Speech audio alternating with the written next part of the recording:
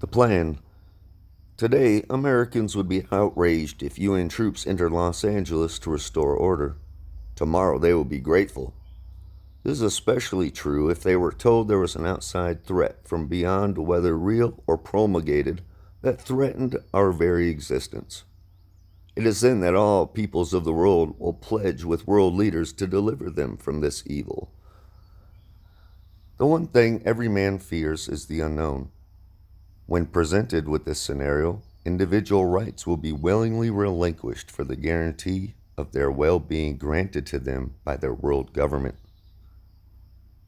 Henry Kissinger, in an address to Bilderberg meeting this May 1992.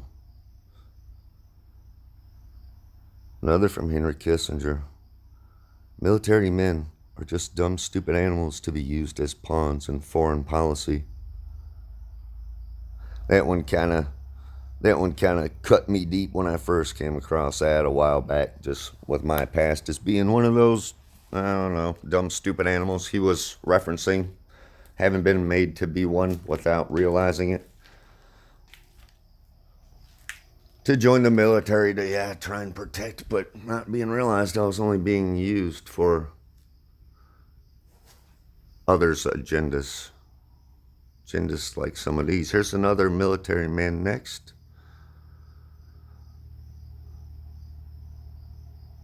General Smedley Butler. This from his book called War is a Racket. In the World War, a mere handful garnered the profits of the conflict. At least 21,000 new millionaires and billionaires were made in the United States during the World War. That many admitted their huge blood gains in their income tax returns. How many other war millionaires falsified their tax returns? No one knows. How many of these war millionaires shouldered a rifle? How many of them dug a trench? How many of them knew what it meant to go hungry in a rat-infested dugout? How many of them spent sleepless, frightened nights ducking shells and shrapnel and machine gun bullets?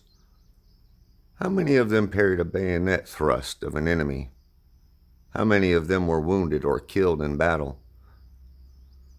Out-of-war nations acquire additional territory. If they are victorious, they just take it. This newly acquired territory promptly is exploited by the few. The self-same few who wrung dollars out of blood in the war. The general public shoulders the bill. And what is this bill? This bill renders a horrible accounting. Newly placed gravestones, mangled bodies, shattered minds, broken hearts and homes, economic instability, depression and all its attendant miseries, back-breaking taxation for generations and generations.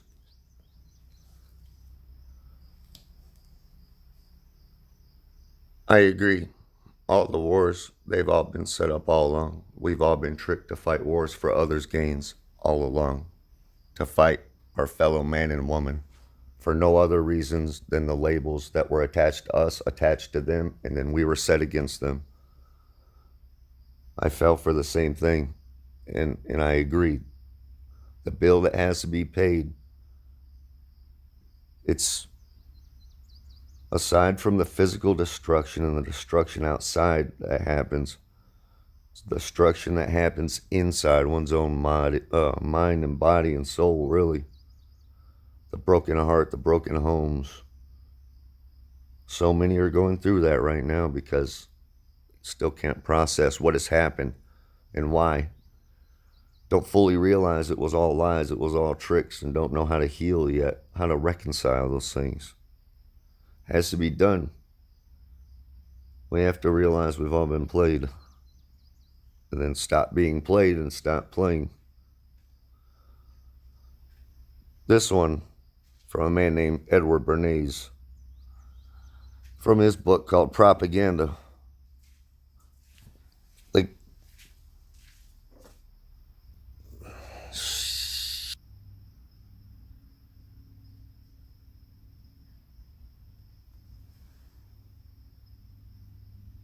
this from Edward Bernays, his book Propaganda, 1928. The conscious and intelligent manipulation of the organized habits and opinions of the masses is an important element in democratic society. Those who manipulate this unseen mechanism of society constitute an invisible government, which is the true ruling power of our country. We are governed. Our minds are molded, our tastes formed, our ideas suggested, largely by men we have never heard of. This is a logical result of the way in which our democratic society is organized. Vast numbers of human beings must cooperate in this manner if they are to live together as a smoothly functioning society. In almost every act of our daily lives, whether in the sphere of politics or business, in our social conduct or our ethical thinking, we are dominated by the relatively small number of persons who understand the mental processes and social patterns of the masses. It is they who pull the wires which control the public mind. That is true. And then from there, if you go into the etymology of the words being used and how they're used now, then you see that the government is indeed mind control, and that idea is only to control the mind. The ideas are pushed out into the society by the media, which is just the same folks, the propaganda arm, playing the same tricks, propagating the same ideas to put into the consciousness of the masses to get them to act in a reactionary way without considering truly their own ethics or morals, because they're not taught to have any. Those things are fed from outside sources. For me, my morals and ethics, I distinctly remember when I was first introduced to the term values, which could be kind of related, morals and ethics. It was the 7 Army values. And of course, it was 7. It's all programming, and it's all to put someone else's idea into your mind that you'll internalize and act upon without considering that you may have been wrong the whole time. You may have been tricked the whole time. I didn't consider it until I was finished being tricked, because it almost killed me. I just want others to realize sooner this has been going on all along, for generations. Well, no, our disinformation program is complete when everything the American public believes is false. William Casey, CIA Director, 1981. Here's another thing. Here's that thing with belief. Belief isn't knowing. Belief is merely accepting a thing given to you as a truth based solely upon the authority you perceive in the source that gave the thing to you, the information. Belief isn't knowing. Knowing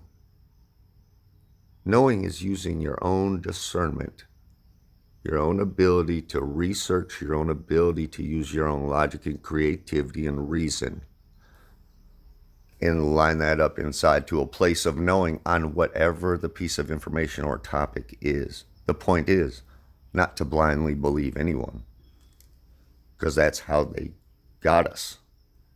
That's how they won generations ago. Who are they? Well, the very ones that understood your psychology better than you do. The very ones that understood my psychology better than I did. Until I came to master my own psychology. And now I can see how all these tricks are played, and it's simple. And if folk can get this simple foundational knowledge inside themselves, about themselves, to know themselves, and to detox themselves from everything that's been put in the food, the drink, the things posing in the guise of medicine. Those are the things, along with the information, that are programming folk to only blindly believe. And that's why we're in the state we're in now. And it's all collapsing, because it was designed to. This is the function of the CIA, to keep the world unstable and to propagandize and teach the American people to hate. So we will let the establishment spend any amount of money on arms. John Stockwell, former CIA official and author. It's all it's been about, hasn't it? Death. Death and the exportation of death. Enslavement and the exportation of enslavement and slavery and the stripping of resources. It seems like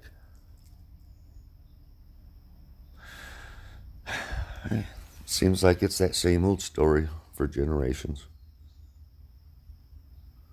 This from David Rockefeller, founder of Trilateral Commission, June 1991.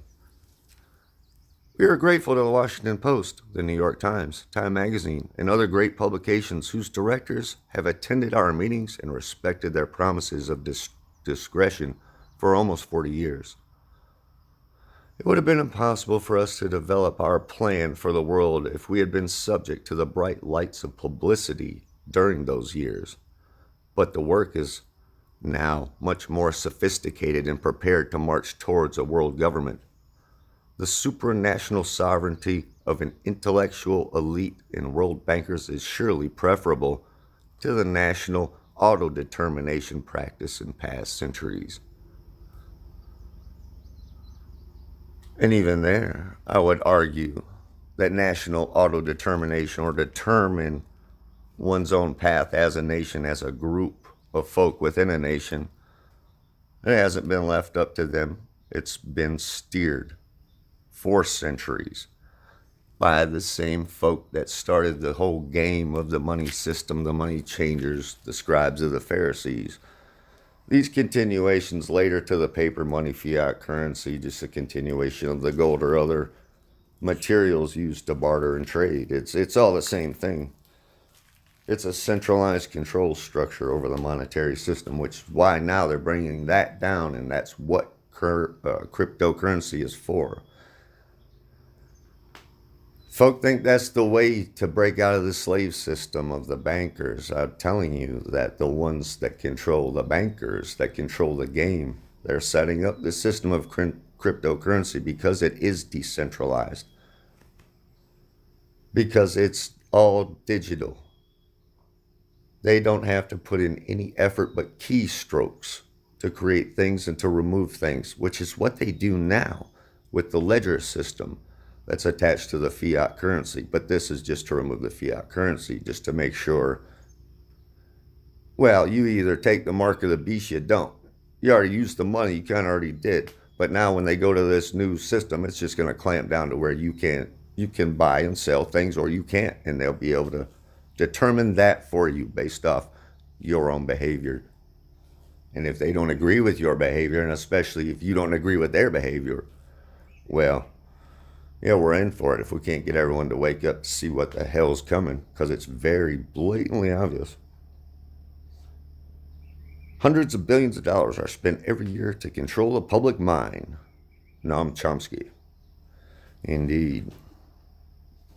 There's some of them. That's the mind control right there, the propaganda arm of the government, the Smith-Mundt Act that allows them to propagandize the public.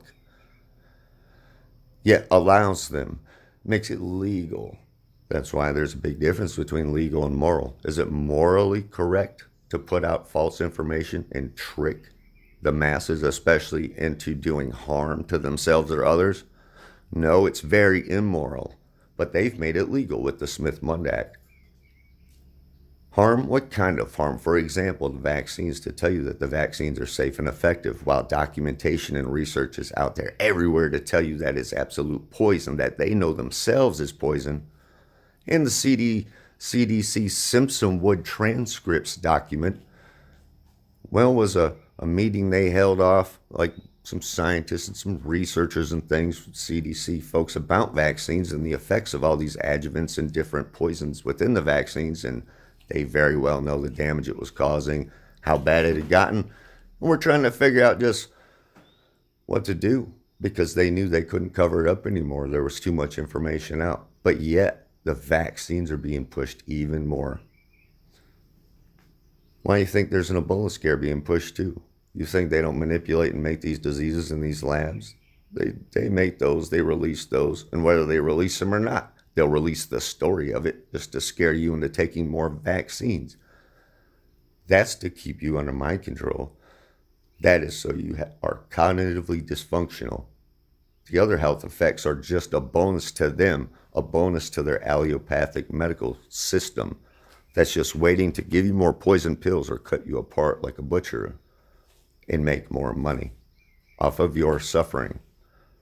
Best thing to do is to cut off from watching any of it and consuming any of their crap.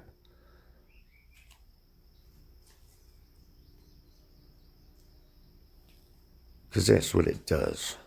Have you seen the patents about the electromagnetic manipulation of the nervous system via computer monitor screens, antennas, these very devices like I hold in my hand right now as I speak these words? Have you seen those patents? They've been out. That's what this stuff was designed for, to cause damage, physically and cognitively. Had you heard this? This is a former two-time Italian president, Francesco Cossiga. I may have mispronounced that. Former Italian president says 9/11 solved. It's common knowledge, Mossad, CIA behind 9/11 terror attacks. All the intelligence services of America and Europe know well that the disastrous attack has been planned and realized from the Mossad with the aid of the Zionist world in order to put under accusation the Arabic countries and in order to induce the Western powers to take part in Iraq and Afghanistan. And that's what happened, isn't it? We were tricked right into those, and it's still going on. We're still not out of there. Folks still don't realize that we were set up and lied to and tricked. That on that day, that huge destruction of care ritual, not that folks don't care about the folks that died. It's not that one bit. It was using that feeling, your sorrow for the folks that died there, for them to twist that into a rage and then to tell you that you could take that rage out by supporting an attack on other folks that had nothing to do with it. They just told you they did, or they told you they didn't. They just told you we're going to attack, and everyone supported. I was already in the military. I didn't ask any questions. I didn't know what was going on. I knew the towers were hit. I was at work, and then I got locked down for days with all our equipment drawn, getting ready to go somewhere. For some reason, we didn't know what. We were waiting for orders. Anyway, I won't go through that whole thing, but eventually did end up going to Iraq. Others went to Afghanistan, and it was all for lies. And all the troops needed to be pulled home. Because I didn't realize at the time that I had already been poisoned by everything they pumped me full of, the vaccines, and I don't think I would have had the ability to ask the questions I would have needed to ask to even know if any of it was real, even if I was aware, because my awareness was that suppressed.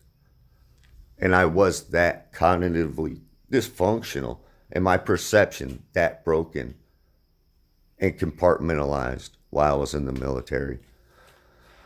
Like Henry Kissinger's quote said, military men are just dumb, stupid animals to be used as pawns for foreign policy. The reason when I first heard that, why it made me angry, I felt deep anger when I heard those words, and that was an emotional response created in my mind because when I saw those words, I knew the truth of them in my heart, and it hurt because by then I could feel. And I realized he was talking about me and everyone else that joined up, that thought they were doing something good to serve, to protect. And they did it to us on purpose, to use us against each other for their own gains. So the military has to come home. They have to heal. They have to detox the metals from their bodies and their brains. They have to get that stuff out that's been injected into them. And they need to process fully what has happened from all the past they have up to the present point that we're at right now. It has to be thought through, considered, and it's a painful reconciliation, but it needs to happen to come through the other side. Because too many don't. Too many don't come through. Too many die from the damage that's already done to them or that they continue to do to themselves until they take their own lives, some of them, because they can't get through to the other side, because they can't realize what has happened or why. It was all a setup all along. And you know why this was a destruction of care. It was the two towers, of course, the pillars of consciousness, the two towers. But building seven that so many don't know about, seven representing spirituality, or seven representing the seven chakras, or even just say the heart, because when building seven, when some come to find out that another building came down, and not to mention building 5 and 6, but if they decide it's only about the towers, then they're deciding they don't care about this other building. And their lack of care that was done on purpose allows them to continue their actions that are causing death and harm other places. So you see, that's how they attacked the care center of the masses, of the population. And then by not giving them the full story or pertinent information, or them not being able to find it, they continue to believe a false narrative. And because that belief in that false narrative is so strong and they're so scared for it to break, they will tend to not care about other details that they find out later, to cling to that lie. And that is probably immeasurably harmful inside over time. The more lies that you cling to, the more lies and beliefs that still rattle around in there that make you act and react in certain ways. It is absolutely harmful.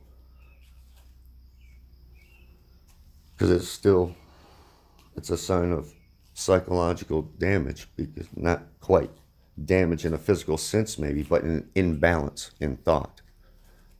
An imbalance in thought and emotion and feeling.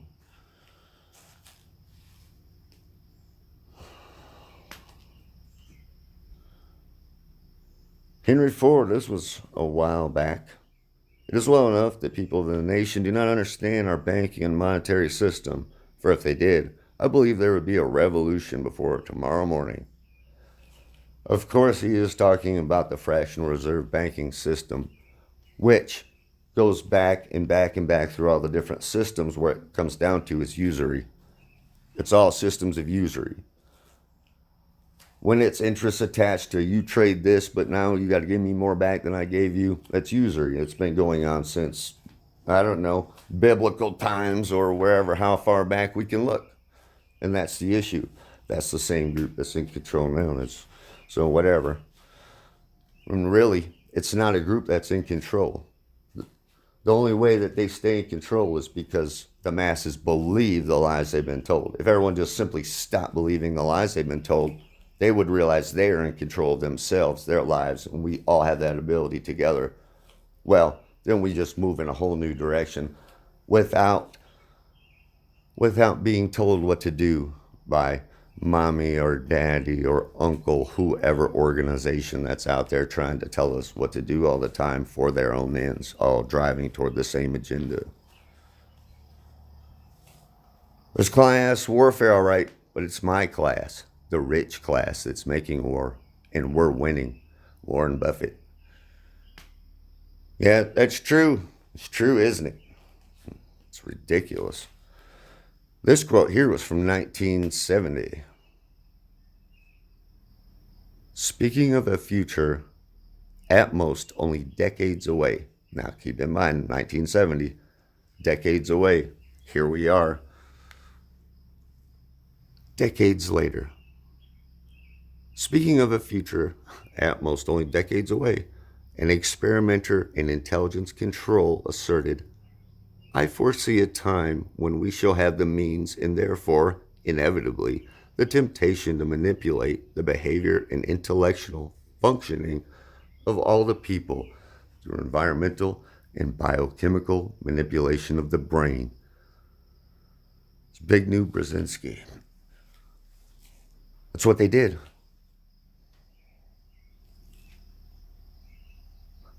They put the metals, the toxins, the excitotoxins in the food, the drink.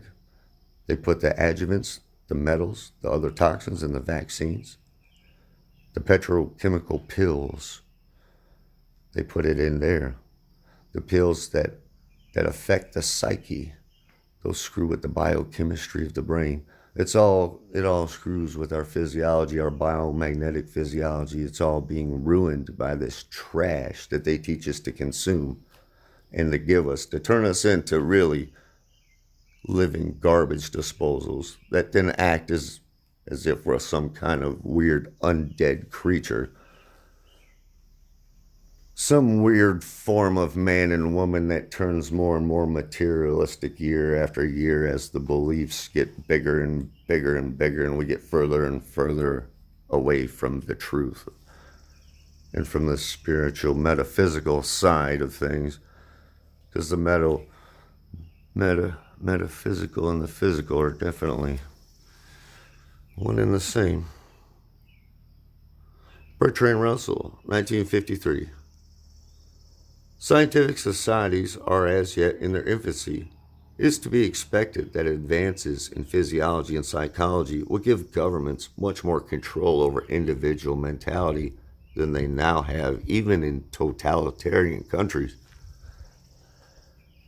Fitch laid it down that education should aim at destroying free will, so that after pupils have left school, they should be incapable throughout the rest of their lives of thinking or acting otherwise than as their schoolmasters would have wished. Diet, injections, and injunctions will combine from a very early age to produce the sort of character and sort of beliefs that the authorities consider desirable. And any serious criticism of the powers that be will become psychologically impossible. Well, I would say that is their goal. That was their goal, and they achieved that goal. And I would tell you for 39 years, this quote applied to me was absolutely correct. Through the diet and the injections I received, and then the injunctions you can consider as man's law, all these statutes, codes, and regulations being further and further implemented and codified into just this cement block of slavery that we live in.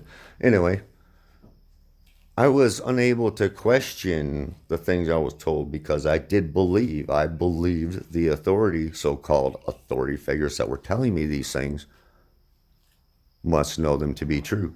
They must be correct. So it stayed as a belief, and I simply accepted it and acted on it as if they were truths.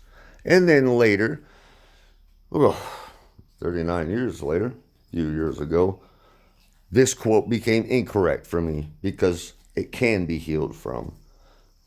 But it took detoxing my body and cutting off from watching the nonsensical propaganda programming that was coming through the TV.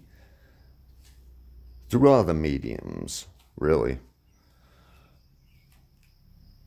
And during that process of detoxification, very real physical change happened in my body. Very real, I would imagine, physical change happened within my brain as my brain started to function more correctly and I could put things together and start to think and feel for myself. And it comes down to a physical and spiritual process of rebirth during one's own life here. You go from one life to what you thought was a life to a real, true life of a living spiritual man or woman in a physical body with an infinite soul that knows there is a creator, that we are in creation, and that we've been all tricked, and that, well, there must be a different purpose for us here than what we've been told. I would say there indeed is. It's not about collecting things, material things, titles and degrees and wearing different costumes and getting different varying degrees of authority or so-called knowledge. No. No. Not when it's under their systems, under their titles, with their ridiculous childish groups and cliques they have set up for folk to join.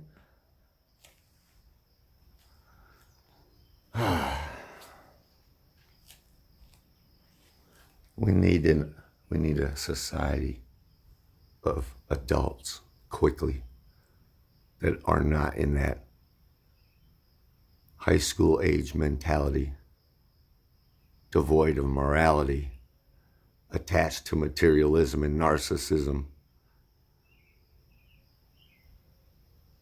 not understanding of their own energies, sexual or otherwise, running around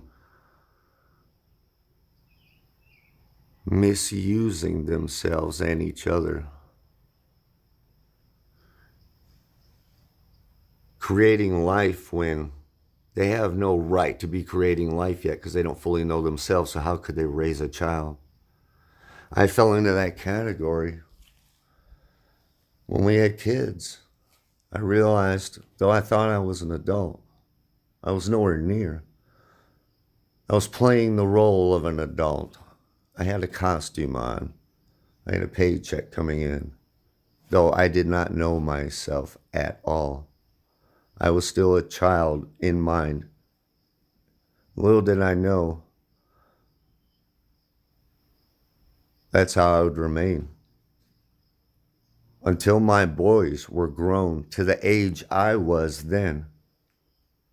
It took me that long, their entire lives, to get through with the path I took and then to break out of the mind control I was under. And then to help undo the damage I did to them. There's a lot of work that needs to be done out there by everyone that hasn't done it yet. And it's very, very important, because until you do, until you fix you, until you know you, until you realize the damage that you've done and the damage that's been done to your children, this insanity will continue to get worse. And we don't have much longer.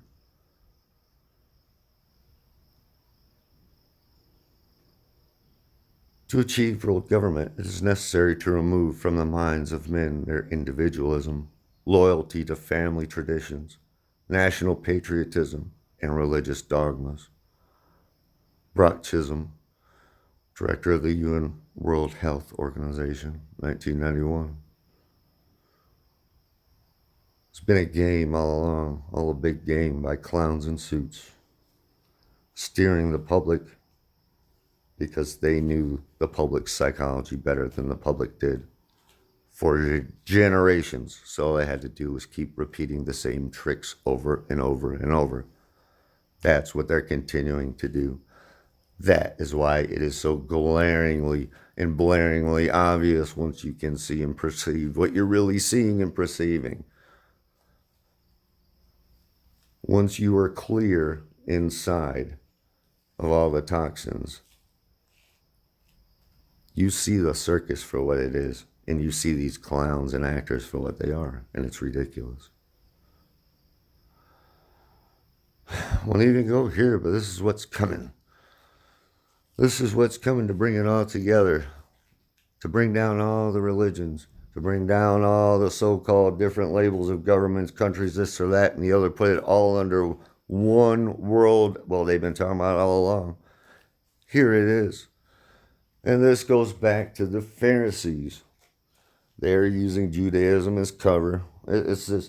Do you realize why the Pope recently said you shouldn't use the word Pharisees because of whatever it said? I don't know. I only see the headlines. I don't look at that kind of nonsense. But you can't see that he's an actor and can't see why he would say something like that, because that is the same group that's been playing this game all along. Of course, it doesn't want you to mention that. You know, stuff's been written into law by your own so-called lawmakers in government. Government, of course, the root of that being control and mind. You see, it's been going on all along, and it's getting It's coming to fruition right now. They're going to get what they want if the masses don't wake up in mass.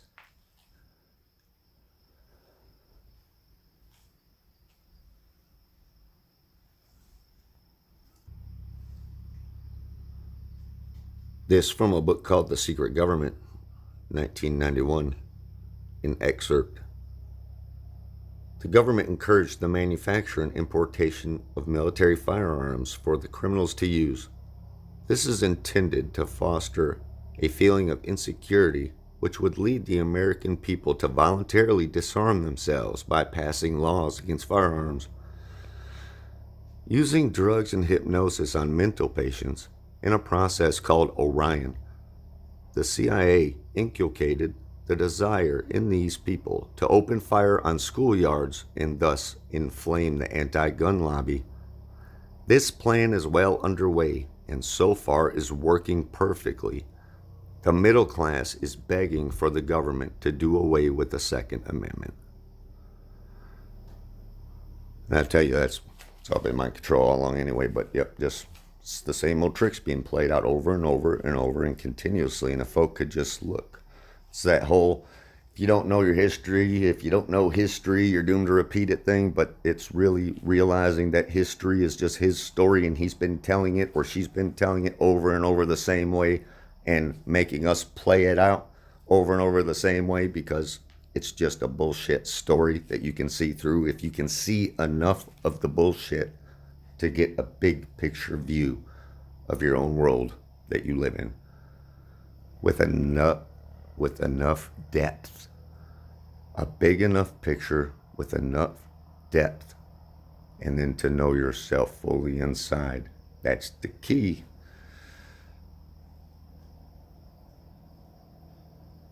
There's a couple from Native Americans here. I think I'll stop after this. Someday the earth will weep. She will beg for her life. She will cry with tears of blood. You will make a choice if you will help her or let her die. And when she dies, you too will die.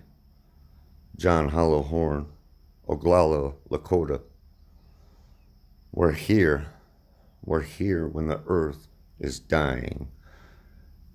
It has been being poisoned massively for decades, and right now it's exponentially worse than it's ever been, especially over the last year.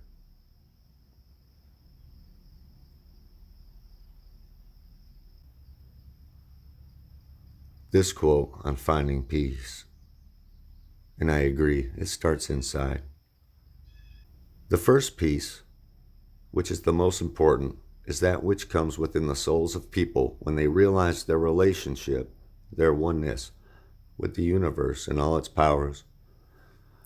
And when they realize that at the center of the universe dwells Wakan Tanka, the Great Spirit, and that this center is really everywhere. It is within each of us. This is the real place, and the others are but reflections of this. The second piece is that which is made between two individuals.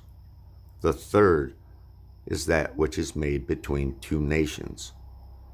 But above all, you should understand that there can never be peace between nations until there is known that true peace, which, as I have often said, is within the souls of men. Black Elk, Oglala Sioux.